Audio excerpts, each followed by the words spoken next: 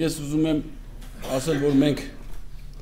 այդ հայտարարությանից երկու շաբաթ օր պատասխանել եմ գնահատականներին եւ ուզում եմ նաեւ անդրադառնամ հակիրճ, որ ուժեղ եւ պատերազմ տեսած մարդը չի կարող լինել թուլամորթ, հակառակը ուժեղ եւ պատերազմ տեսած մարդը կարող է լինել հանդուրժող եւ ներողամիտ,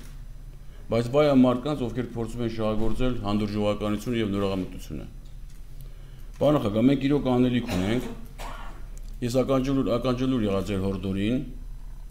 եւ այսօրվա իմ գործընկերների ելույթներից ես ուզում եմ տարանջատել իմ այն վարչական լծակները, որ ես ունեմ եւ ես կյանքի կոչեմ ընդհանրապես։ Բայց մի շատ կարեւոր հանգամանք շատ մարդիկ մոռանում են, որ մենք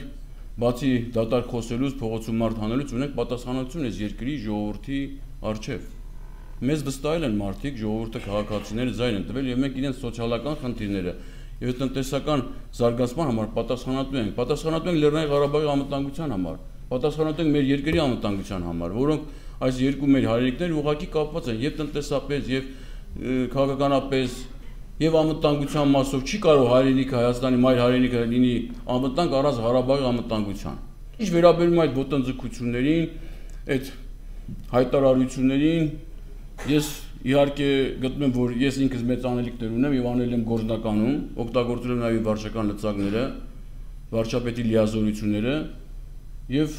այն մարդիկ, ովքեր առաջին 1, 2, 3 անգամ ասելու չեն ընկալում, ուրեմն մի քանի անգամ տիասենք եւ մատել բամփենք։ Ես գտնում եմ, որ մեր հայտարարությունը շատ տեղին է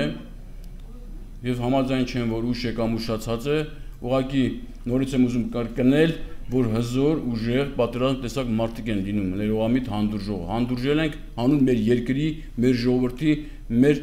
կայունության համար։ Որ խոսում են 3 օրում կգանք երկիրը կարգավորենք, տնտեսությունը կզարգացնենք, այս կանենք, դա հեքիաթներ են։ Ուղղակի թյուրիմացություն է դա։ Ես գտնում եմ մենք մեծ անելիք ունենք բացի ի հակառակ մյուս քաղաքական ուժերից, ովքեր քարոզում են ամենաբացասականը մեր երկրում, մենք ժողովրդի առջև ունենք պարտականություն, պատասխանատվություն եւ պետք է կատարենք նաեւ զուգահեռ մեր պատասխանատվությունը։